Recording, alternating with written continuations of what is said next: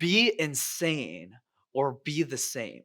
When your decisions make sense to the only person that it should, which is you, you're probably making the right decisions. Brandon Kumarasamy, founder of YouTube channel MasterTalk. Oh, that's me. Well. I am super excited about this week's episode of MasterTalk because we are covering probably the greatest speaker who ever lived, which is me, I must say. So that's why we're covering how do you communicate like me. I never broke down my own communication style in any of my videos, so I hope it serves. So let's go ahead and cover how to speak like me.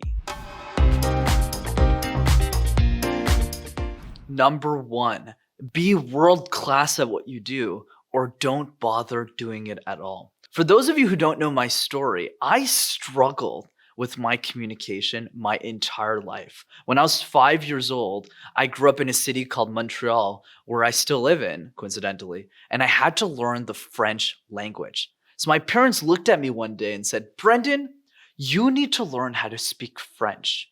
Except one problem, I didn't know the language. So for my whole life, not only did I struggle with communication, I had to present in a language I didn't even know. So when I was in my first grade classroom, I would walk up to every student and say, bonjour? And that was my life growing up as a kid. And the reason I mention this is because my communication skills and why I'm so passionate about this and this channel were not given to me.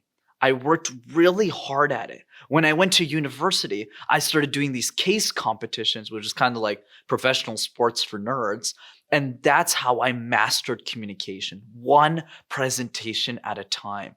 And over those 3 years that I competed, I presented over 400 times until I became the speaker that I am today. And I'm still working on myself.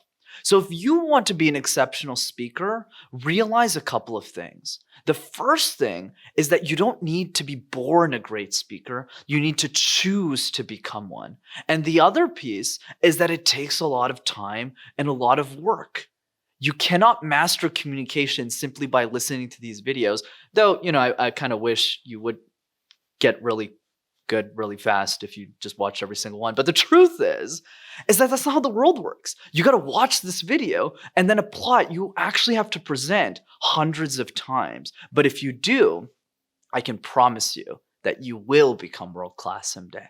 Number 2, study as many speakers as you can get your hands on. One thing that I really give myself credit in my communication style is I am definitely one of the best students in this sport. And the reason is simple. When I was younger, I would study every single speaker and spend every single lunch watching TED Talks of different speakers, whether it was Brene Brown or Seth Godin or Tony Robbins. But the other piece as well is I would write down on a piece of paper what are the 1 to 2 elements of that specific individual's communication skills that I want to implement in my own communication style?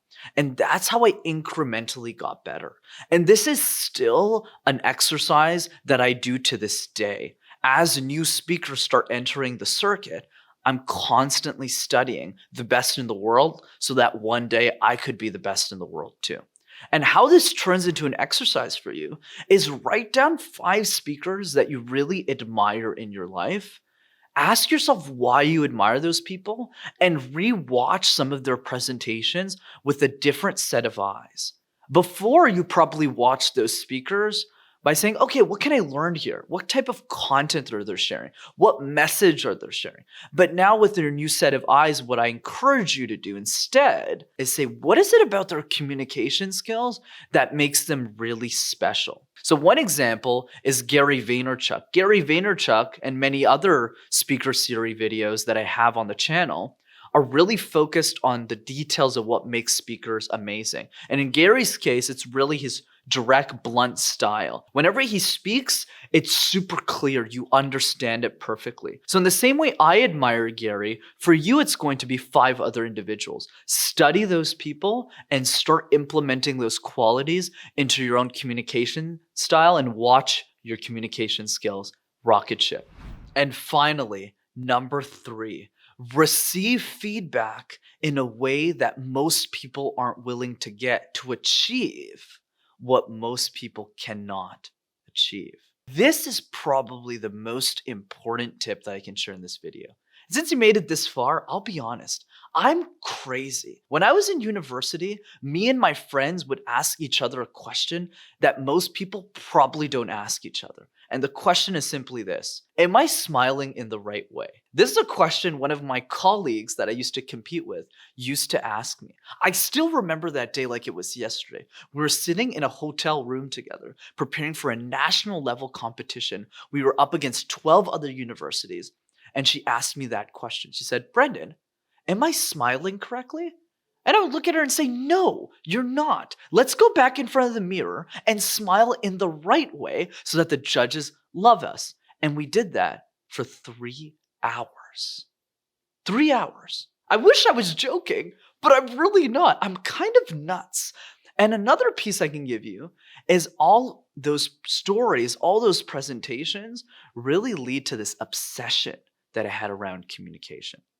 And the last piece around it is the people that I was surrounded by. Nobody let me off the hook. Even when I became a great speaker, the people around me still would look at me and say, "Meh, you're okay. I think you need to work on these things so that you can actually become much better than where you are today."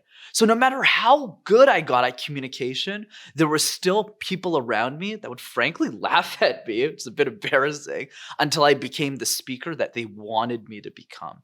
So if you want to get extreme results, you need to be a little extreme too. This is a quote from Sam Altman. So I encourage all of you to really take in that feedback, but also actively pursue other people who are just as obsessed as you are in learning that skill so that you grow exponentially rather than linearly.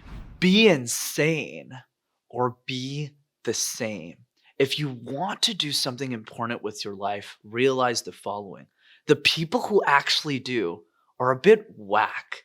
They make decisions that only make sense to them.